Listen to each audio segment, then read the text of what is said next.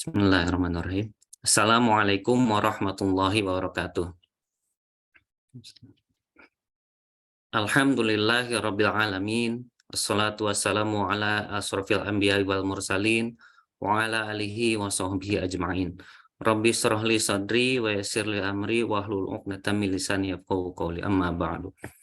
Pertama-tama marilah kita panjatkan puji syukur atas kehadirat Allah Subhanahu wa taala yang telah melimpahkan rahmat dan hidayahnya kepada kita sehingga pada malam hari ini kita diberikan kesehatan dan masih diizinkan untuk berkumpul kembali dalam kajian rutin kita, kajian bulanan, membahas faidah dari kitab Al-Arba'in An-Nawawiyah. Salawat beserta salam semoga terlimpah kepada Nabi besar Muhammad SAW, kepada keluarganya, sahabatnya, dan semoga sampai kepada kita semua, sehingga pada akhir akhirat nanti kita semua mendapatkan syafaatnya. Amin ya Rabbal Alamin. Alhamdulillah telah hadir di tengah-tengah kita Ustadz Askar Wardana, hafizahullah, untuk menjelaskan faidah-faidah dari hadis yang ke-21, yaitu iman dan istiqomah. Untuk sahabat-sahabat yang akan bertanya, boleh disampaikan di kolom chat. Insya Allah setelah kajian nanti, untuk mempersingkat waktu, kami persilahkan Ustadz Askar untuk memulai kajian. Tafadhol Ustadz.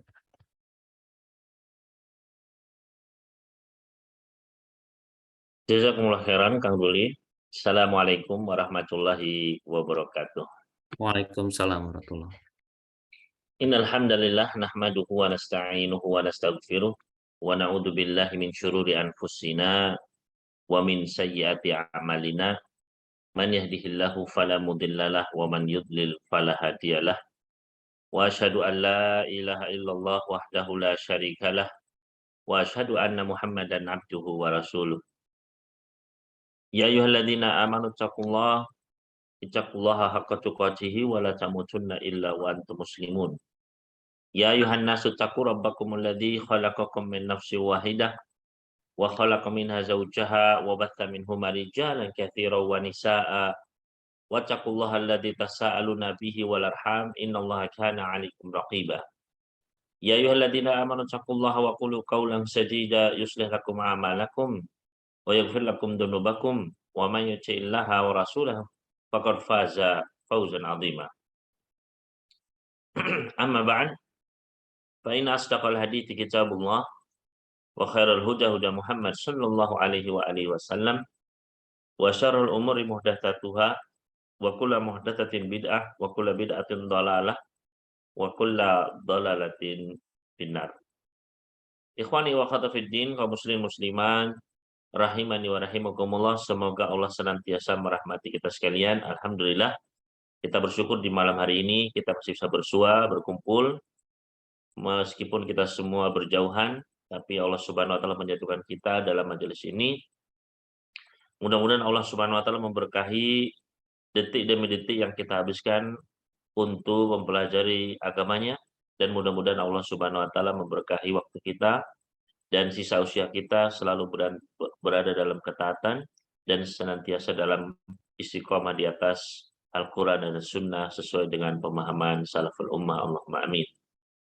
Kemudian ikhwani wa akhwati fiddin rahimani wa rahimakumullah, insyaallah pada malam hari ini kita akan melanjutkan perjalanan kita masih di dalam pembacaan dan pembahasan kitab Al-Arba'in An-Nawawiyah, yaitu kitab yang berisi 42 hadis yang dikarang oleh Al-Imam An-Nawawi rahimahullah ta'ala, yang berisi 40 hadis yang merupakan inti pokok dari ajaran Islam. Dan kita sudah mencapai separuh dari kitab ini, yaitu kita masuk pada hadis nomor ke-21 biidznillah ta'ala. Maka kita memohon kepada Allah Subhanahu wa taala dengan taufiknya, mudah-mudahan Allah Subhanahu wa taala memberikan kepada kita ilmu yang bermanfaat, pemahaman yang benar, dan mudah-mudahan Allah Subhanahu wa taala memberikan kita taufik sehingga bisa mempelajari hadis demi hadis ini sebagai penambah bekal kita menuju akhirat. Allahumma amin. Dan insya Allah kita masuk pada hadis nomor ke-21. Ya, kita baca dulu terlebih dahulu hadisnya. Hadis ke-21. Berkata Al-Imam An-Nawawi rahimahullahu ta'ala wa iyana jami'an, an Abi Amrin wa qila Abi Amrah Sufyan bin Abdullah Ats-Tsaqafi radhiyallahu anhu qala qultu ya Rasulullah qul li fil islami qawlan la as'alu anhu ahadan ghairak qala qul amantu billah tsumma istaqim rawahu Muslim. Yang artinya dari sahabat Abu Amr kunyahnya, dan dikatakan pula kunyahnya adalah Abu Amrah. Namanya adalah Sufyan ibn Abdullah, semoga Allah meridai beliau. Beliau berkata, aku berkata wahai Rasulullah, katakanlah kepadaku, sampaikanlah kepadaku suatu perkataan dalam Islam yang aku tidak perlu bertanya tentangnya kepada seorang pun selain engkau. Maka Nabi sallallahu alaihi wasallam pun bersabda, katakanlah amantu billah, aku beriman kepada Allah, tsumma istaqim, kemudian istiqomahlah. Hadis ini diriwayatkan oleh Imam Muslim, dan beberapa faedah yang bisa kita ambil dari hadis ini, ikhwani fillah rahimani wa rahimakumullah. Ya, hadis ini merupakan salah satu ya jawami'ul kalim, ya, salah satu hadis Nabi sallallahu alaihi wasallam yang singkat tapi maknanya sangat mendalam. Ya. Amantu billah, qul amantu billah tsumma istaqim. Ya. Maka di antara faedah yang bisa kita ambil yang pertama, yaitu hendaknya kita bertanya kepada ahli ilmu. Ya, sebagaimana sahabat Sufyan bin Abdullah di sini, beliau bertanya kepada baginda Nabi Shallallahu Alaihi Wasallam, ya, tentang perkara agama. Beliau bertanya, ya wahai Rasulullah, sampaikanlah kepadaku sebuah perkataan dalam Islam, artinya dalam masalah agama, yang aku tidak perlu bertanya kepada ya seorang pun selainmu ya wahai Rasulullah. Ini menunjukkan hendaknya kita ya bertanya, ya juga misalnya meminta nasihat, meminta wasiat kepada para alim ulama.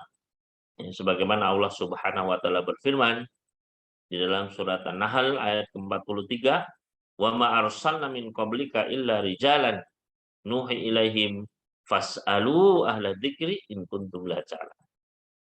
Dan tidaklah kami mengutus kepada orang-orang sebelummu melainkan yaitu mereka adalah orang-orang yang kami wahyukan kepada mereka, fas'alu ahla dzikri in kuntum la ta'lamun. Bertanyalah kepada ahli dzikir, ahli ilmu kalau kalian tidak mengetahui. Ya.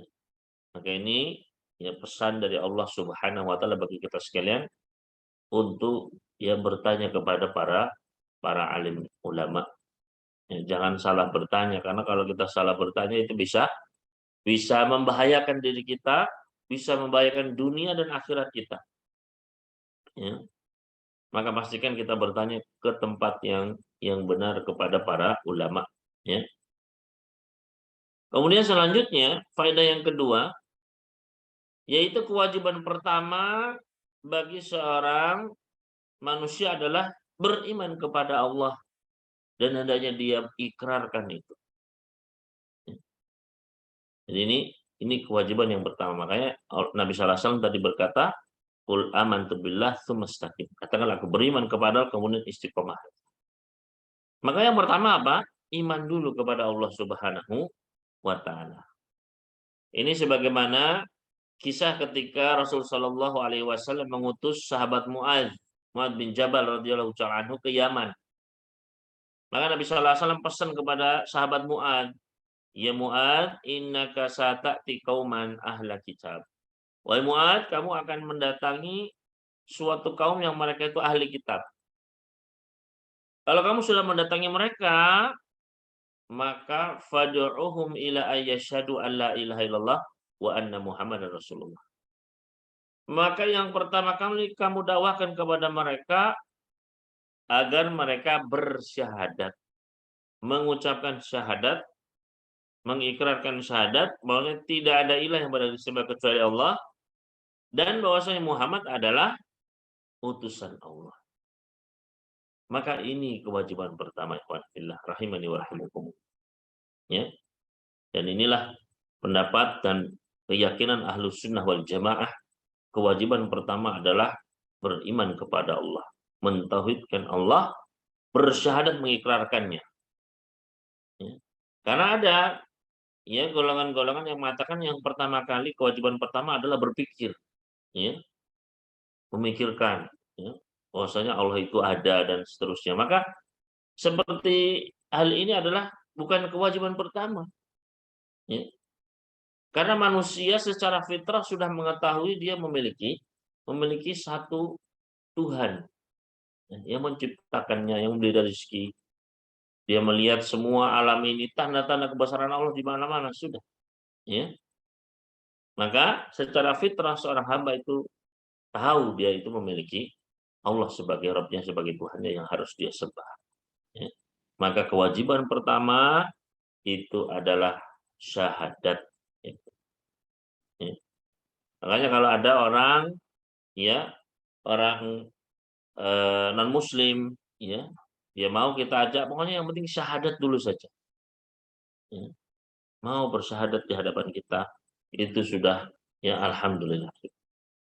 Adapun nanti masalah ya untuk ya peresmiannya, legalitas dan sebagainya itu nanti, Bang. Yang penting dia mau bersyahadat, ya.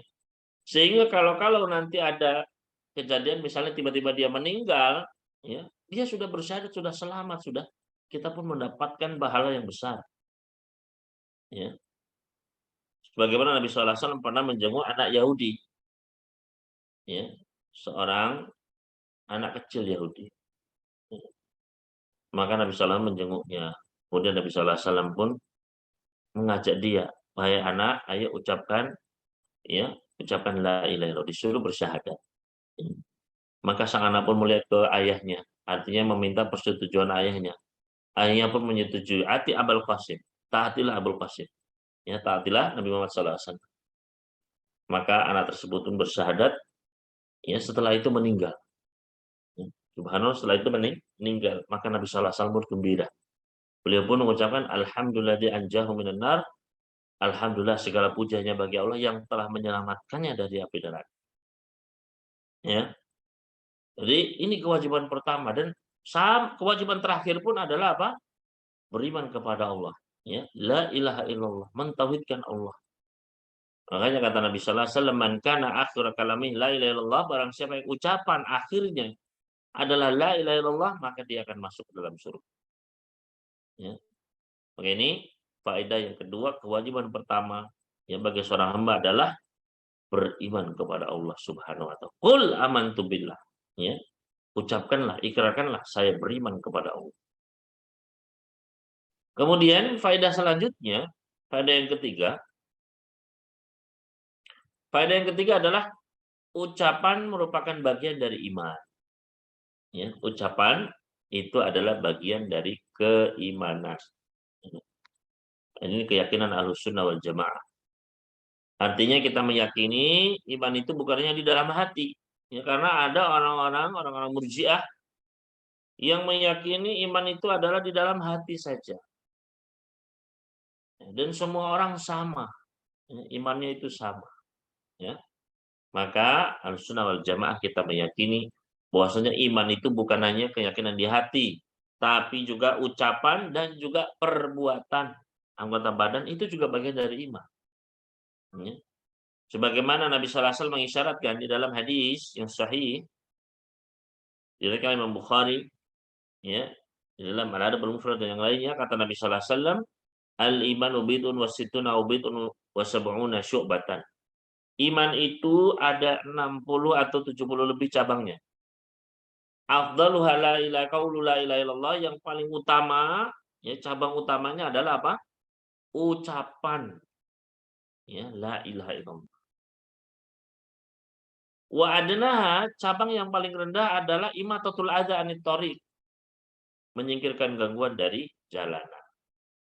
Wal haya'u syu'batun minal iman, dan rasa malu merupakan salah satu cabang dari keimanan. Maka lihat dalam satu hadis ini mencakup, ya, 3 bagian keimanan. Yang pertama ucapan, ya. Karena tadi disebutkan yang paling utama adalah ucapan la ilaha illallah. Yang kedua adalah perbuatan anggota badan. Diwakili dengan tadi imatatul adha nitorik, menyingkirkan gangguan dari jalan. Nah, ini anggota badan. Yang ketiga adalah perbuatan hati, yaitu wal haya usyubatun minal iman. Rasa malu bagian dari keimanan. Maka Ahlussunnah wal Jamaah meyakini ini. Ya. Dan lebih lengkapnya dirangkum dalam sebuah definisi, yaitu al-imanu khamsun nunat, iman itu adalah 5 huruf nun. Artinya ada rangkaian kata-kata yang semuanya berakhiran huruf nun. Ya. Jadi iman adalah khamsun nunat. Yang pertama qaulun bil lisan. Ya. Ucapan dengan lisan. Wa i'tiqadun bil janan. Keyakinan. Ya. Yang ketiga adalah wal amalu bil arkan, perbuatan anggota badan. Yazidu bi ta'atir rahman, bertambah dengan ketaatan kepada Allah Ar-Rahman, wa yanqusu bi ta'ati syaitan, dan berkurang dengan ketaatan kepada syaitan. Jadi ada berapa? 5 khamsununat. Ini keyakinan Ahlus Sunnah wal Jamaah, keyakinan kita sebagai seorang muslim. Iman itu adalah ucapan, keyakinan dalam hati, begitu pula perbuatan anggota badan, bisa bertambah, bisa berkurang. Ya. Jadi iman itu bukannya keyakinan, yang penting saya yakin. Ya. Maka ini bukanlah, ya, tidaklah dianggap sebagai keimanan. Ya. Sampai dia mau berbuat, ya. Kalau dia ngaku beriman, ya harus berucap dulu. Juga harus menjalankan konsekuensinya, ya, kewajiban-kewajiban. Maka ini di dalam hadis tadi, qul amantu billah, ucapkanlah saya beriman kepada Allah. Menunjukkan ucapan ini bagian dari keimanan. Ya. Selanjutnya, faedah yang keempat, yaitu wajibnya mengucapkan syahadat. Wajibnya mengucapkan syahadat. Kalau mau masuk Islam harus bersyahadat. Ya. Kalau tidak mau syahadat, maka dia tidak termasuk, ya, belum menjadi seorang muslim mukmin sampai dia mau mengucapkan. Nah, wajib sini hukumnya untuk mengucapkan syahadat. Ya. Kalau dahulu, ya, Nabi SAW di sini, qul amantu billah, ucapkan saya beriman kepada Allah. Ya. Adapun sebagai seorang mukmin muslim, ya, maka harus bersyahadat. Makanya Nabi SAW pernah bersabda, umirtu an uqatilan nas hatta yashhadu an la ilaha illallah wa anna Muhammadar Rasulullah. Saya diperintahkan untuk memerangi manusia sampai mereka mau bersyahadat, bersaksi bahwasanya tiada ilah yang berhak disembah kecuali Allah dan bahwasanya Muhammad adalah utusan Allah. Ya. Maka berarti ini menunjukkan apa? Wajib, kalau enggak akan diperangi terus oleh Nabi sallallahu alaihi wasallam. Ini menunjukkan apa? Wajibnya mengucapkan 2 kalimat syahadat. Merupakan kunci masuknya ke dalam Islam. Kalau tidak mau mengucapkan 2 kalimat ini, ya nggak bisa. Ya. Dan inilah makanya orang-orang musyrikin dahulu, ya, mereka nggak mau mengucapkan syahadat. Nggak mau mengucapkan la ilaha illallah. Kenapa? Karena mereka tahu konsekuensinya. Ketika saya bersyahadat, ya, asyhadu an la ilaha illallah, yang mengakui bahwa la ilaha, tidak ada ilah yang berhak disembah kecuali Allah, berarti dia harus meninggalkan berbagai macam tradisi kesyirikan yang sudah mengakar. Ya. Dia harus meninggalkan semua itu. Ya, keyakinan-keyakinannya. Ya. Ketika dia mengucapkan la ilaha. Jadi itulah orang-orang musyrikin dahulu tidak mau mengucapkan la ilaha karena dia paham konsekuensinya. Adapun orang-orang sekarang banyak yang mengucapkan la ilaha illallah, tapi dia tidak paham. Dia mengucapkan la ilaha illallah, ya, tapi setelah itu dia juga berbuat syirik, ya, menyembelih untuk selain Allah, berdoa kepada selain Allah, meminta-minta kepada selain Allah. Ya. Maka disinilah wajibnya untuk mengucapkan syahadat. Dan tidak cukup hanya di dalam hati saja. Ya, harus diucapkan syahadat tersebut. Nggak jadi muslim kalau tidak mau mengucapkan syahadat. Kemudian selanjutnya, faedah yang kelima adalah tentang definisi istiqomah. Ya. Definisi istiqomah, ya. Ini saya bawakan definisi menurut Al-Imam Ibnu Rajab. Ya. Namun sebelumnya kita perlu tahu istiqomah ini secara bahasa. Ya. Istiqomah kalau secara bahasa bukan secara syar'i. Ya. Istiqomah secara bahasa maknanya adalah al-intisabu wal-i'tidal wal-istiwa. Ya. Intisab artinya tegak. I'tidal itu artinya pertengahan.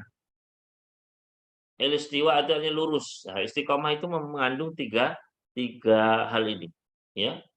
Tegak, tengah, lurus. Itu istiqomah. Nah, makanya kalau kita lihat definisi ini menurut Al-Imam Ibnu Rajab, ya, wal istiqomatu hiya, istiqomah itu adalah sulukis siratul mustaqim, menempuh jalan yang lurus. Jadi juga di antara definisi secara bahasa adalah al-istiwa, lurus. Makanya sini pun hiya sulukus siratul mustaqim, menempuh jalan yang lurus. Wa huwa dinul qayyim, yaitu agama yang benar. Min ghairi ta'rijin anhu yamnatan wala yasrah, tidak berbelok ke kanan atau ke kiri. Ya. Berarti tadi apa? Tegak pertengahan tadi ya, secara bahasa. Menempuh jalan yang lurus, agama yang benar, tidak menyimpang ke kanan dan ke kiri. Berarti tetap di tengah. Ya. Kemudian wa yashmul dzalika fi'la ta'at kullaha, dan mencakup melaksanakan segala ketaatan. Ya, seluruhnya. Adzahir wal batinah, baik yang tampak maupun yang tersembunyi. Wa tarkul manhiyat kulliha, dan meninggalkan seluruh larangannya. Maka ikhwani fillah rahimani wa, inilah makna istiqomah, ya, yaitu menempuh jalan yang lurus, ya, agama Islam ini tanpa ke kanan atau ke kiri, ya, tanpa ya berbuat kemaksiatan ataupun dosa, ya, tidak berbuat kebidahan, ya, tidak ya kemaksiatan, ya. Dan mencakup istiqomah ini adalah melaksanakan segala ketaatan, baik yang tampak maupun yang tersembunyi, ya, dan meninggalkan larangan. Jadi memang ada makna takwa juga di situ, yang melaksanakan ketaatan kepada Allah ataupun meninggalkan segala larangan. Ya. Maka ini adalah makna istiqomah. Kemudian faedah selanjutnya yang keenam, yaitu istiqomah di atas tauhid dan keimanan. Ya. Jadi yang paling tinggi, yang paling pertama adalah istiqomah di atas tauhid dan keimanan. Makanya dari kata Nabi Sallallahu Alaihi Wasallam, "Qul amantu billah", ucapkanlah saya beriman kepada Allah, sumastaqim, kemudian istiqomahlah. Maka istiqomah yang paling utama, yang paling pertama adalah kita harus istiqomah di atas ketauhidan kita. Ya, di atas tauhidullah, mengesahkan Allah, dan juga di atas keimanan. Ini yang paling penting, paling utama. Ya, makanya kata Nabi SAW tadi, qul amantu billah tsumastaqim, katakan saya beriman kepada Allah, kemudian istiqomah, jangan belok-belok, jangan ya menyimpang ke kanan ke kiri. Makanya kalau kita lihat di dalam Al-Qur'an surat Fussilat, surat ke-41 ayat ke-30, Allah Subhanahu wa taala berfirman, "Innal ladzina qalu rabbunallah tsumma istaqamu", sesungguhnya orang-orang yang mengucapkan Rabb kami adalah Allah kemudian istiqomah. Ya. Berarti dia bersyahadat kemudian istiqomah di atas keimanannya tersebut. Begitu pula bisa dilihat dalam surat Al-Ahqaf, surat ke-46 ayat ke-13. Innal ladzina qalu rabbunallah tsumma istaqamu. Sesungguhnya orang-orang yang mengucapkan Rabb kami adalah Allah, kemudian dia istiqomah. Ya. Ini menunjukkan apa? Istiqomah di atas keimanan, di atas ketauhidan. Ya.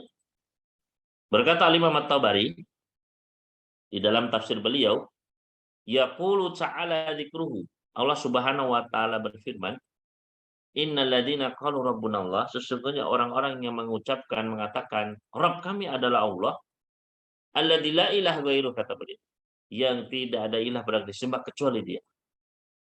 Tsumma istaqamu, kemudian istiqomah maknanya adalah ala tasdiqihim bidzalika, istiqomah di atas ikrar mereka itu, di atas pembenaran mereka kepada kalimat la ilaha illallah tersebut. Falam yakhlituhu bisyirkin, dan tidak mereka campur adukan dengan kesyirikan. Ya. Maka ini artinya istaqamu, tsumma istaqamu, kemudian istiqomah, yaitu mereka benar-benar membenarkan la ilaha illallah dan tidak mencampur adukkannya dengan kesyirikan. Ya. Menunjukkan apa?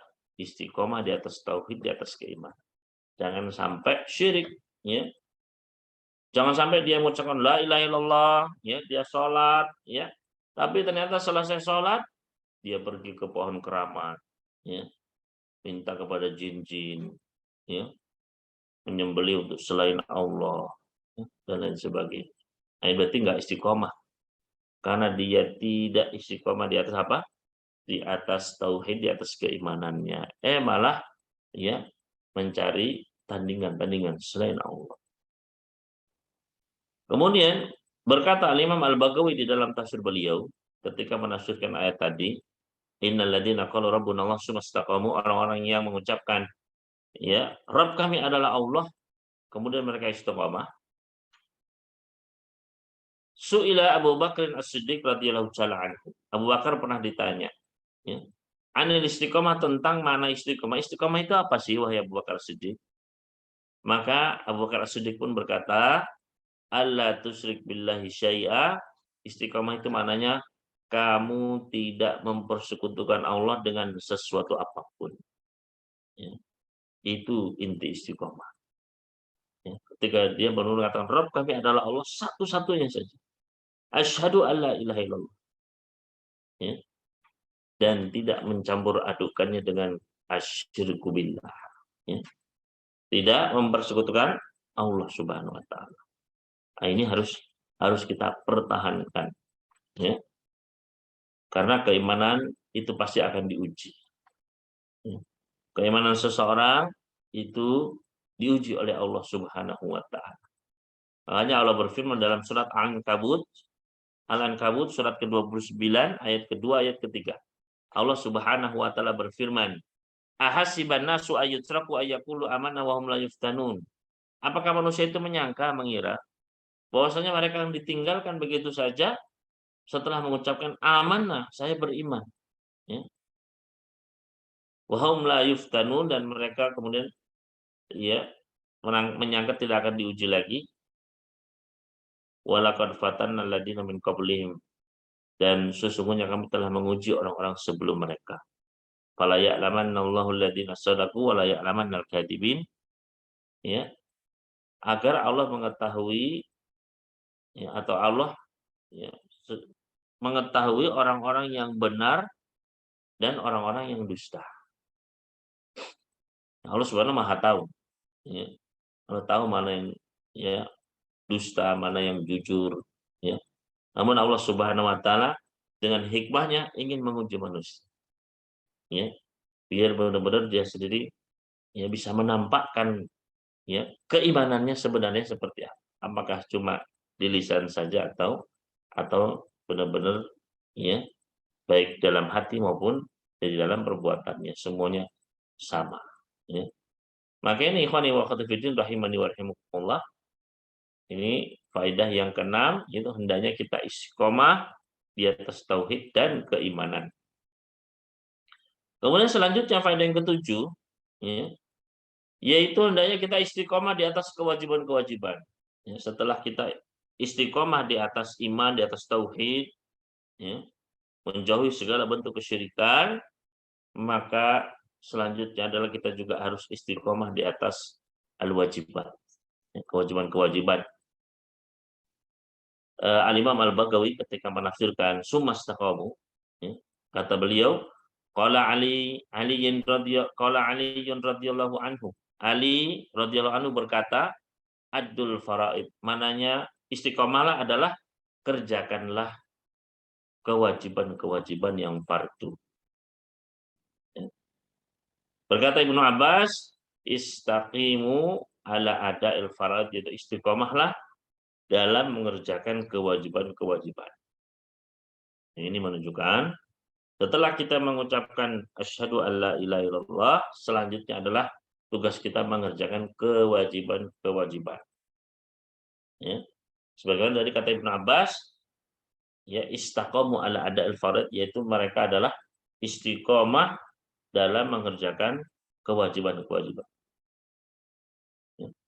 Jadi jangan sampai seseorang itu dia sudah mengucapkan syahadat kemudian tidak mau mengerjakan kewajiban-kewajibannya. Maka ini berarti tidak istiqomah. Ya. Begitu pula ya seseorang yang dia sibuk mengerjakan yang sunnah-sunnah, ya amalan-amalan yang sunnah, tapi yang fardu malah nggak dikerjakan. Nah ini juga berarti adalah orang yang tertipu. Ya, termasuk orang yang tertipu. Dia tinggalkan kewajibannya, malah sibuk dengan yang tidak wajib. Makanya kata Ibnu Hajar, ya, ketika menyebutkan di dalam kitab beliau Fathul Bari, man syaghalahul fardu anin nafli fahuwa ma'dur, wa man syaghalahul nafli anil fardhi fahuwa magrur. Barang siapa yang sibuk mengerjakan yang wajib-wajib, kemudian yang sunnah-sunnah nggak sempat, ya, maka dia adalah ma'dur, nggak apa-apa. Namun sebaliknya, barang siapa yang sibuk dengan yang sunnah-sunnah, ya amalan-amalan yang sifatnya sunnah, hukumnya sunnah, tapi dia lalaikan yang wajib malah, maka ini adalah orang yang magrur, orang yang tertipu. Makanya istiqomah ini adalah setelah di atas ketauhidan kita ikrarkan, ya, maka selanjutnya adalah istiqomah di atas kewajiban-kewajiban. Ya. Contohnya misalnya istiqomah dalam mengerjakan kewajiban sholat 5 waktu misalnya. Ya. Nah, ini kan adalah apa? Adalah kewajiban. Ya, maka harus istiqomah. Makanya Allah Subhanahu wa taala berfirman di dalam surat Al-Baqarah, ya, ayat 238, hafidhu 'alas sholawati was sholatil wusta. Jagalah oleh kalian, peliharalah, ya, salat kalian yang lima waktu. Ya. Was sholatil wusta, dan salat asar. Wa qumu lillahi qanitin, dan berdirilah untuk Allah dengan khusyuk. Maka di sini diperintahkan untuk apa? Hafidhu, menjaga. Ya. Maka harus istiqomah. Ya, khususnya bagi bapak-bapak, ya istiqomahlah sholat di masjid 5 waktu. Ya, karena pahalanya sangat besar. Sayang sekali kalau sampai kita, ya, tidak mendapatkan sholat fardu di masjid. Ya, pahalanya besar sekali. Kemudian, ya, contoh lainnya misalnya di antara kewajiban kita harus istiqomah adalah kewajiban memerintahkan keluarga untuk sholat misalnya. Maka ini juga kewajiban bagi seorang ayah. Allah Subhanahu wa taala sudah menurunkan instruksi di dalam surat Thaha, surat ke-20 ayat 132. Kata Allah Subhanahu wa taala, wa'mur ahlaka bis-shalah wastabir 'alaiha. Perintahkanlah keluargamu untuk mendirikan sholat dan bersabarlah kamu untuk mengerjakannya. Ini menunjukkan, ya, hendaknya kita istiqomah dalam kewajiban. Di antara kewajiban adalah seorang ayah ibu adalah mengingatkan anak-anaknya untuk sholat. Karena kenapa? Karena sudah ada perintahnya, instruksinya dari Allah. Wa'mur ahlaka, perintahkan keluargamu bis sholat, dengan sholat. Ya. Maka ketika seorang ayah dia tidak mengingatkan anaknya, nggak pernah memerintahkan anaknya untuk sholat, maka ya nanti akan ada pertanggungjawabannya di sisi Allah Subhanahu wa taala. Ya. Nah, ini harus dicamkan oleh para ayah, ya. Kemudian ikhwani wa akhwati rahimani wa rahimakumullah, misalnya kewajiban, ya, anak kepada orang tuanya, kewajiban seorang istri terhadap suaminya, ya. Kewajiban ayah kepada keluarganya tadi diantaranya wajib untuk, ya, membekali keluarga dengan ilmu agama. Maka harus seorang ayah dia memberikan asupan ilmu agama yang cukup untuk keluarganya, itu harus. Ya. agar ya keluarganya tidak keliru, tidak tersesat. Maka ayah harus menyediakan hal tersebut. Ya. Seperti juga kewajiban untuk belajar menuntut ilmu. Ini kewajiban, thalabul ilmu fardhatun 'ala kulli muslim. Maka hendaknya kita istiqomah, ya. Saya lihat majelis seperti ini kita istiqomahkan, ya. Maka mudah-mudahan dengan itu ini adalah bentuk apa? Ya summastaqamu tadi. Kemudian faedah selanjutnya setelah istiqomah di atas tauhid keimanan, kemudian istiqomah terhadap kewajiban-kewajiban, maka selanjutnya adalah istiqomah melaksanakan amalan-amalan yang sifatnya sunnah, hukumnya sunnah. Ya. Kalau iman atau istiqomah di atas keimanan, atas tauhid ini harus wajib. Istiqomah di atas kewajiban ini juga wajib. Ya. Adapun istiqomah dalam melaksanakan amalan sunnah, ini hukumnya adalah sesuai dengan amalannya, itu juga sunnah. Sebagaimana disebutkan dalam hadis Jibril, wa ma taqarraba ilayya 'abdi bi syai'in ahabbu ilayya mimma aftaratuhu alaihi. Tidak ada, ya, tidaklah hambaku mendekatkan dirinya dengan kepadaku dengan amalan yang paling aku cintai daripada amalan-amalan yang telah aku wajibkan atas dirinya. Jadi yang wajib dulu dikerjakan. Baru setelah itu wa may yazalu 'abdi yataqarrabu ilayya bin nawafil hatta uhibba. Dan terus-menerus seorang hamba setelah yang wajib yang dia sempurnakan, dia kerjakan. Kemudian setelah itu dia mendekatkan dirinya kepada Allah dengan amalan-amalan yang nawafil. Maka Allah pun mencintai hamba tersebut hatta uhibbah, sampai aku pun akan mencintainya. Ya. Maka ini hendaknya kita istiqomahkan amalan-amalan yang sunnah. Contohnya misalnya sholat sunnah rawatib. Nabi sallallahu alaihi wasallam pernah bersabda, "Man sabara ala sintai asyrata rakatan minas sunnah." Barang siapa yang menjaga, sabar, ya, menjaga sholat 12 rakaat. Sholat sunnah 12 rakaat. Maka Allah akan bangunkan baginya rumah di surga. Ya. Maka ini ada kata-kata sabar, artinya rutin, istiqomah menjaga amalan tersebut. 12 rakaat sehari semalam. Apa saja 12 rakaat tersebut? Kata Nabi sallallahu alaihi wasallam, 4 rakaat sebelum duhur, 2 rakaat sesudahnya, 2 rakaat setelah maghrib, 2 rakaat setelah isya, dan 2 rakaat sebelum subuh. Ya, qobliyah subuh. Maka ini 12 rakaat yang apabila seseorang bisa menjaganya, maka insya Allah akan mendapatkan rumah di surga. Ya. Kemudian juga ya, di antara ya, istiqomah di atas amalan-amalan sunnah adalah seperti istiqomah dalam sholat malam, ya, dalam tahajud, ya. Juga istiqomah dalam puasa sunnah, ya. Maka ini juga perlu untuk dijaga, diistiqomahkan, ya. Maka ini adalah istiqomah di atas amalan-amalan sunnah, ya. Kemudian selanjutnya faedah yang ke-9, ya, faedah yang ke-9 adalah istiqomah dalam menjauhi segala maksiat. Ya. Nah, ini juga adalah suatu yang penting, kewajiban juga. Ya. Istiqomah dalam menjauhi segala kemaksiatan. Karena ketika kita bermaksiat berarti kita berdosa. Ya. Nah, Allah Subhanahu wa taala menginginkan kita itu istiqomah dalam menjauhi segala maksiat, khususnya dosa-dosa besar. Ya, khususnya dosa besar.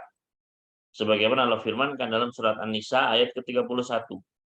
Dalam surat An-Nisa ayat ke-31 Allah Subhanahu wa taala berfirman, "In tajtanibu kaba'ira ma tunhauna anhu nukaffir ankum sayyi'atikum wa nudkhilkum mudkhalan karima." Jika kalian menjauhi dosa-dosa besar, ya, di antara dosa-dosa yang dilarang, kalian malah mengerjakannya, ya, atau kalian menjauhinya, ya, ibu, kalau kita bisa menjauhi yang dosa-dosa besar ini yang dilarang, maka ganjarannya adalah nukaffir ankum sayyi'atikum. Kami akan gugurkan, akan hapuskan kesalahan-kesalahannya, dosa-dosa yang kecil. Kemudian ditambah lagi oleh Allah, wa nudkhilkum mudkhalan karimah, dan kami akan masukkan kalian ke tempat yang mulia, yaitu surga. Maka di sini pentingnya kita belajar apa sih itu dosa-dosa besar. Ya. Karena kata Allah Subhanahu wa taala, Allah yang menjamin di sini. In tajtanibu kaba'ira ma tunhauna anhu, kalau kalian menjauhi dosa-dosa besar, ya, maka ganjarannya adalah kami akan hapuskan dosa-dosa kecilnya, gampang bagi Allah. Yang penting besar-besar ini, ya. Dan kemudian akan dimasukkan ke dalam tempat yang mulia, yaitu surganya. Ya. Maka ini pun harus istiqomah. Ya. Jangan sampai kita tergoda. Banyak di antara manusia karena melihat keuntungan yang besar, akhirnya dia sudah nggak apa-apa lah. Ya. Akhirnya dia bermaksiat, entah itu dengan riba, dengan menipu orang, dan lain sebagainya. Ya. Dari sini juga kita harus istiqomah. Istiqomah itu bukan hanya dalam mengerjakan, ya, ketaatan-ketaatan, tapi juga harus istiqomah dalam menjauhi kemaksiatan. Ya. Kemudian yang terakhir di sini tentang keutamaan istiqomah, Ya, karena tadi Nabi Sallallahu Alaihi Wasallam bersabda, "Qul amantu billah tsumastaqim." Katakanlah saya beriman kepada Allah, kemudian istiqomahlah. Maka apakah di antara keistimewaan dari istiqomah ini, di antaranya yang pertama adalah mendapatkan cinta Allah. Mendapatkan cinta Allah. Ya. Kalau kita terus-menerus mengerjakan yang sunnah, ya, setelah yang wajib selesai, kemudian kita tambah dengan sunnah, maka ini akan, dan terus rutin dilaksanakan, maka ini mendatangkan cinta Allah Subhanahu wa taala. Ya, karena dalam hadis wali tadi, ya, Allah Subhanahu wa taala mengatakan, "Wa ma yazalu 'abdi yataqarrabu ilayya bin nawafil hatta uhibbah." Dan terus-menerus hambaku ini mendekatkan dirinya kepadaku dengan yang nafilah, dengan amal-amalan sunnah tambahan, hingga aku pun mencintai dirinya. Begitu pula Nabi Sallallahu Alaihi Wasallam pernah ditanya, "Ya Rasulullah, amal apa sih yang paling dicinta sama Allah?" Beliau menjawab, "Adwamu hawain qal." Ya, yang paling rutin meskipun sedikit. Ya, yang paling istiqomah. Maka ini di antara keutamaan istiqomah yaitu adalah ketika kita terus istiqomah, ya, menjalankan amal-amal yang sunnah, maka akan datang cinta dari Allah Subhanahu wa taala. Kemudian di antara keutamaan lainnya yaitu ketika seseorang dia istiqomah, dia akan mendapatkan pahala otomatis yang mengalir terus. Ya, ketika dia sakit ataupun ketika dia musafir. Nabi sallallahu alaihi wasallam pernah bersabda, "Idza maridal 'abdu aw safara kutiba lahu mislu ma kana ya'malu muqiman shahihan." Yaitu kata Nabi sallallahu alaihi wasallam, apabila seorang hamba sakit, ya, apabila seorang hamba sakit ataupun musafir, safar, melakukan perjalanan jauh, kutiba lahu mislu ma kana ya'malu muqiman shahihan, maka ditulis baginya pahala semisal dengan apa yang dia inginkan, ya, apa yang dia harapkan, ya, ditulis baginya seperti ketika dia dalam keadaan mukim, dalam keadaan sehat. Ya, artinya apa? Ketika kita misalnya tiba-tiba sakit, ya, atau keluar kota. Orang sakit atau keluar kota itu biasanya tidak bisa mengerjakan amalan-amalan yang biasa rutin dia kerjakan. Biasanya dia baca Quran, tilawah misalnya. Biasanya dia sholat duha. Dan gara-gara sakit nggak bisa. Ya. Makanya kata Nabi Sallallahu Alaihi Wasallam, apabila seorang hamba itu sakit atau musafir, maka ditulis bahwanya seperti apa yang dia kerjakan ketika dia dalam kondisi sehat, ketika dia dalam kondisi mukim. Ya. Maka ini adalah sebuah keutamaan yang besar. Ya, karena ketika seseorang dia sakit, ya, ketika dia sakit, dia mendapatkan, ya, bukan hanya pahala penyakitnya, tapi juga amalan-amalan yang istiqomah itu akan otomatis masuk ke dalam rekening pahalanya. Otomatis masuk ke dalam rekening pahala kita, ya. Makanya kita harus persiapkan itu, ya, amalan-amalan yang istiqomah itu sebelum datang masa sakit kita.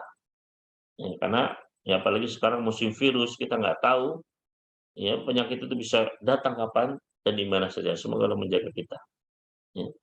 Maka kita persiapkan dengan apa? Amal-amal yang rutin, yang kontinu, yang istiqomah. Ya, sehingga ketika terhenti karena udzur sakit, ya, itu tetap dapat pahalanya full, ya, seperti yang kita lakukan ketika kita sehat, ketika kita mukim. Nah, keutamaan lainnya, ya, adalah kita bisa mendapatkan husnul khotimah. Kita bisa mendapatkan husnul khotimah. Ya. Nabi sallallahu alaihi wasallam pernah bersabda, "Idza aradallahu bi 'abdin khairan istamalah." Apabila Allah mengendaki kepada seorang hamba itu kebaikan, maka Allah akan pakai dia. Maka para sahabat bertanya, "Kaifa yastamilu ya Rasulullah?" Bagaimana maksudnya Allah memakai dia itu ya Rasulullah? Maka Nabi sallallahu alaihi wasallam menjawab, "Yuwaffiquhu li'amalin shalih qabla mautih." Yaitu Allah memberikan taufik kepada dirinya sehingga dia bisa istiqomah beramal soleh sebelum dia meninggal, ya. Sehingga ketika masih meninggal dalam keadaan beramal amal soleh. Ya. Nah ini masuk dengan logika kita karena ketika seseorang itu dia rutin ibadah, ya, maka kemungkinan dia itu bisa meninggal ketika ibadah besar. Karena sebaliknya ketika seseorang dia rutin bermaksiat, bisa jadi ketika kemungkinannya untuk meninggal dalam keadaan maksiat pun lebih besar, waliyadzubillah. Ya. Ini hendaknya kita istiqomahkan amal-amal soleh kita. Ya. Kemudian di antara keutamaan istiqomah adalah tidak akan merasa takut, tidak akan merasa sedih pada hari kiamat kelak. Silakan tadi dilihat dalam surat Fussilat, surat ke-41 ayat ke-30. Allah Jalla fi'ala berfirman, "Innal ladzina qalu rabbunallah tsumma istaqamu." Sesungguhnya orang-orang yang mengatakan Rabb kami adalah Allah kemudian mereka istiqomah, ganjarannya apa? Tatanazzalu alaihimul malaikah, para malaikat akan turun menyambut mereka. Alla takhafu wa la tahzanu, para malaikat mengatakan jangan takut, jangan sedih. Wa absyiru bil jannati allati kuntum tu'adun, dan ya, bergembiralah dengan surga yang telah dijanjikan oleh Allah untuk kalian. Ya. Maka di sini orang yang dia istiqomah tadi apa balasannya? Alla takhafu wa la tahzanu. Tidak takut, tidak akan sedih. Ya. Nah, ini tujuan kita bagaimana ketika nanti di akhirat itu kita senang, kita ceria, kita gembira. Ya. Maka ternyata caranya adalah dengan istiqomah, beramal soleh, beriman, menjauhi larangan-larangannya, dan ditambah dengan apa? Amalan-amalan yang sunnah. Kemudian, ya, keutamaan yang terakhir adalah dengan istiqomah bisa menjadikan seseorang masuk ke dalam surganya Allah Subhanahu wa taala. Allah Subhanahu wa taala berfirman dalam surat Al-Ahqaf surat ke-46 ayat 13-14, "Innal ladzina qalu rabbunallah tsumma istaqamu." Sesungguhnya orang-orang yang mengucapkan Rabb kami adalah Allah kemudian dia istiqomah. Fala khaufun 'alaihim wa lahum yahzanun. Tidak ada sedih, tidak ada pula ya ketakutan, rasa takut atau rasa sedih.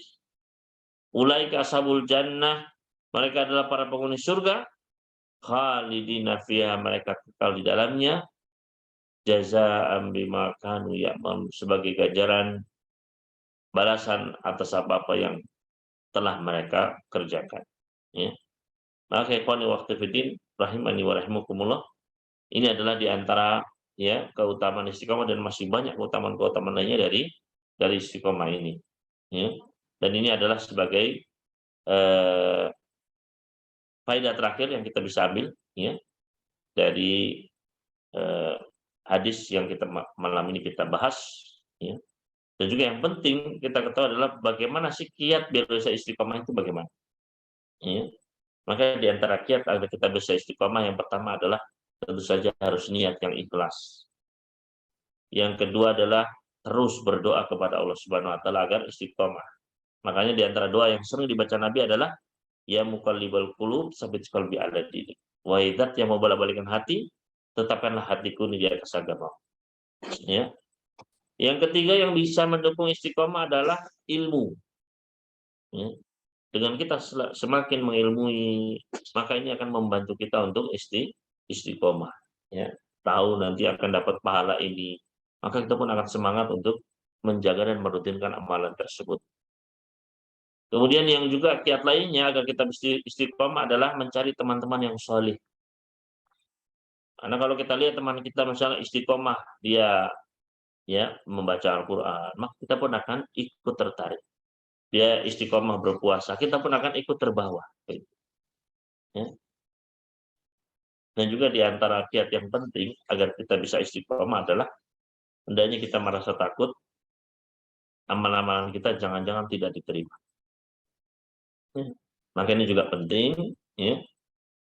Janganlah kita merasa pede amal kita semua diterima.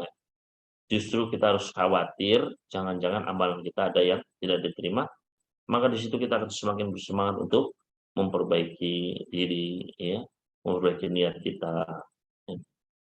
Nah ini di antara kiat-kiat yang mungkin bisa kita ambil, bisa kita laksanakan dalam rangka untuk istiqomah di jalan Allah Subhanahu wa taala. Mungkin ini ya materi yang bisa kita bahas pada malam hari ini. Ada 10 kaidah, ya, mudah-mudahan bisa bermanfaat. Apabila ada kekeliruan maka kita memohon ampun kepada Allah Subhanahu wa taala. Selanjutnya saya kembalikan kepada Mas Ruli untuk masuk kepada sesi tanya jawab. Wallahu taala. Silakan Mas.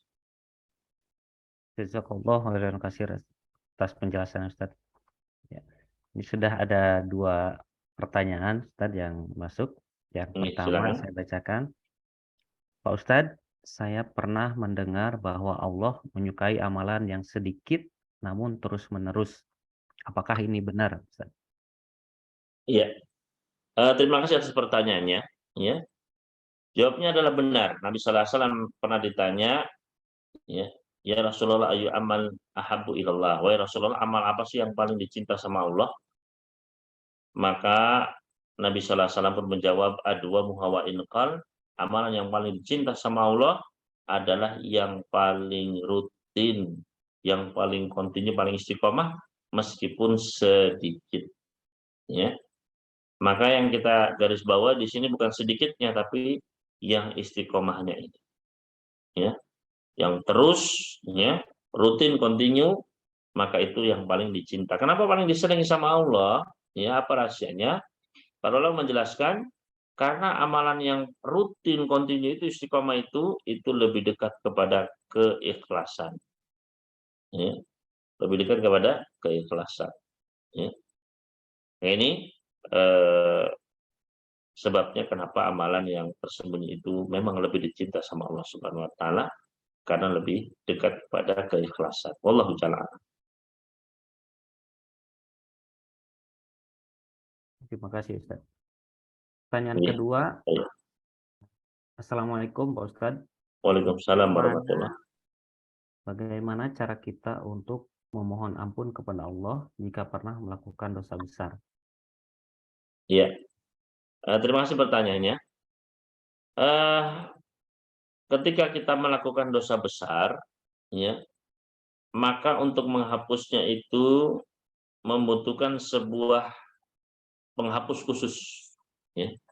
Artinya kalau dosa-dosa kecil itu bisa dihapuskan dengan kita misalnya berwudu, ya, dengan amalan-amalan, dengan kita berjalan ke masjid, dosanya hilang, ya. Tapi kalau dosa besar itu harus butuh penghapus khusus, ya. Apa penghapusnya? Tidak lain tidak bukan adalah at-taubah, taubat. Ya. Harus taubat. Ya. Imam Nawawi menyebutkan syarat diterimanya taubat ada 3. Yang pertama adalah yukli anil maksiyah, segera tinggalkan maksiat tersebut. Yang kedua, wa an yandama 'alaiha, dia sesali. Ya, maksiat tersebut dia minta ampun, menangis kepada Allah. Dan yang ketiga adalah, ya, wan yazim ala yauda ilaiha, dan dia bertekad nggak akan kembali mengulangi maksiat tersebut. Kemudian ada syarat yang keempat, kalau dosa tersebut terkait dengan haknya orang lain, maka harus dikembalikan, ya. Atau dia tidak sanggup meminta agar orangnya ridho, ya, dihapuskan. Nah, maka ini bagaimana cara kita menyelamatkan diri dari dosa besar yang pernah kita lakukan? Caranya adalah dengan bertobat, dengan taubat yang nasuh, taubat yang sungguh-sungguh. Ya, syaratnya ini sudah kita sebutkan. Ya, segera meninggalkan, minta ampun, menyesalinya, dan yang terakhir adalah bertekad jangan sampai mengulanginya lagi. Wallahu ta'ala. Terima kasih, Ustaz. Pertanyaan ketiga dari saya sendiri, Ustaz. Oh Kan iya, tadi silakan. kalau chat ada baru-baru. Iya Mas, Ruli, monggo. Ya. Jadi saya pernah dengar, nah ini mungkin hadis atau saya tidak tahu lemah atau sahih, tapi di sini yang saya ingat bahwa jika amalan kita akan beruntung jika lebih baik dari hari kemarin. Kemudian jika sama itu merugi, dan jika tidak lebih baik itu celaka gitu, Ustaz. Nah, kaitannya dengan istiqomah itu bagaimana? Kemudian dengan hadis yang menyebutkan bahwa iman itu turun naik, Ustaz. Artinya ketika turun itu mungkin ya amalan-amalan tadi memang semestinya juga berkurang gitu. Tidak lebih baik dari hari kemarin atau bisa Iya, turun gitu. Seperti itu. iya. Kemudian satu lagi terkait dengan misalkan ada teman kantor, Ustadz, itu keluar dari agama Islam. Nah, apakah kita teman-teman selingkungannya itu termasuk yang bertanggung jawab atas itu, atau maksudnya apakah kita ikut berdosa seperti itu, Ustadz, bertanggung jawab gitu. Itu, Ustadz. Oke. Terima kasih, Ustadz. Terima kasih pertanyaannya. Ya, bagaimana tadi ya hari ini harus lebih baik daripada kemarin. Hari esok harus lebih baik daripada hari ini, misalnya. Ya, maka walau calon saya sendiri belum pernah mendengar adanya hadis dengan teks tersebut. Ya, artinya itu bukanlah hadis yang disampaikan oleh Nabi Sallallahu Alaihi Wasallam. Ya, jadi itu bukanlah hadis Nabi Sallallahu Alaihi Wasallam yang sah, yang sahih. Ya, dan juga sebenarnya itu adalah bertentangan dengan banyak hal. Ya. Artinya apa? Artinya tidak mungkin seseorang itu terus dia semakin baik, semakin baik, semakin baik terus. Ya, itu adalah suatu hal yang karena iman itu bisa naik, bisa turun begitu. Ya. Maka yang perlu dilakukan oleh seorang mukmin adalah dia berusaha untuk istiqomah, kewajibannya ya dia istiqomahkan, itu paling utama. Ya, tauhidnya, imannya dia istiqomahkan. Ya, dia jauhi kemaksiatan dia istiqomahkan itu. Ya. Baru setelah itu ya menambah dengan amalan-amalan yang sunnah misalnya. Ya. Itu pun adalah tetap sesuai dengan kemampuan kita. Ya. Kalau memang kita masih belum sanggup menambah yang sunnah-sunnah misalnya, yang penting yang wajib dulu pertama itu. Ya. Ketika seorang dia istiqomah dalam yang wajib, maka itu sudah ya, insya Allah sudah jalan keselamatan. Jadi sekali lagi adapun yang tadi diungkapkan tadi, hari esok harus lebih baik daripada hari ini, ya. Maka ini adalah bukan dari hadis Nabi Shallallahu Alaihi Wasallam. Wallahu ta'ala a'lam. Kemudian pertanyaan yang kedua tadi, bagaimana apabila ada yang murtad begitu nih dari teman-teman sekantor begitu? Apakah ya teman-temannya juga bertanggung jawab begitu ya? Iya, ya. Tentu saja masalah hidayah itu adalah Allah Subhanahu Wa Taala yang memberikan ataupun mencabutnya. Ya, termasuk apakah dia itu tetap di atas Islam ataupun keluar murtad dari Islam, itu Allah Subhanahu Wa Taala. Namun tentu kita ya jangan sampai kita menjadi orang yang kemudian cuek begitu juga jangan. Ya. Namun ketika kita melihat ada saudara kita yang dia melemah imannya, ya harus kita dukung dengan kita nasihati, ad-dinun nasihat. Ya, dinun nasihat. Agama itu adalah nasihat, agama itu adalah nasihat, agama adalah nasihat. Qulna liman ya Rasul, kata kami bertanya untuk siapa? Ya, lillah, untuk Allah, wali kitabih, ya, wa li rasulih wa li a'immatil muslimin wa ammatihim. Ya, untuk Allah, untuk kitabnya, untuk Rasul, untuk ya para imam, pemimpin kaum muslimin dan seluruh kaum muslim. Ya, artinya nasihat itu kita berikan kepada semua, ya, sesama kaum muslimin. Ya. Maka memang ya seharusnya ketika melihat ya seseorang itu dia imannya goyah ya kita nasihat. Kalaupun dia sudah goyah, sudah murtad misalnya, tetap kita ya bisa memberikan nasihat kepadanya semampu kita. Ya, mudah-mudahan ya itu bisa menjadi eh, kunci hidayah bagi teman sekantor itu tersebut. Wallahu ta'ala. Terima kasih Ustaz. Ya, mungkin dari sahabat-sahabat yang lain, Bapak Ibu ada yang bertanya kembali. Kami persilakan untuk diketik di kolom chat. Silakan Bapak Ibu.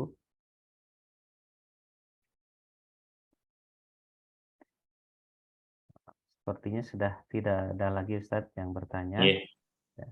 Dengan demikian kita bisa akhiri kajian kita malam ini. Ya. Alhamdulillah dalam 1 jam ini sudah disampaikan faidah-faidah dari hadis ke-21 yaitu iman dan istiqomah. Jazakallah khairan kasir Ustadz atas penjelasannya. Ya, mudah-mudahan apa yang disampaikan menjadi amal ibadah khususnya untuk Ustadz dan juga untuk kita semua selaku jamaah. Mudah-mudahan kita dapat kembali di pertemuan berikutnya di bulan depan. Kemudian untuk saat ini sebelum kita tutup kami mohon izin Ustadz Askar dapat membacakan doa sekaligus menutup kajian kita malam ini. Kepada Ustadz. Yeah. Alhamdulillah wassalatu wassalamu ala Rasulillah. Allahumma qsim lana min khasyatika ma tahulu bainana wa baina ma'asik wa min ta'atika ma tuhalliguna bihi jannatak wa min al-yaqin ma tuhawwidu alaina min masaibid dunya. Allahumma matti'na bi asma'ina wa absarina wa quwwatina ma ahyaitana waj'alhu al-waritha minna waj'al tharana 'ala man zalamana wansurna 'ala man adana. Allahumma taj'al musibatana fid dinna wa la taj'al 'alad dunya mablagha ilmina wa la muntaha ilmina. Allahumma la tusallit alaina man la yahuna wa la yakhafuka fina. Subhanakallahumma wa bihamdik asyhadu an la ilaha illa anta astaghfiruka wa atubu ilaik. Wassallallahu nabiyana Muhammad wassallam ala mursalin walhamdulillahi rabbil alamin. Wassalamualaikum warahmatullahi wabarakatuh.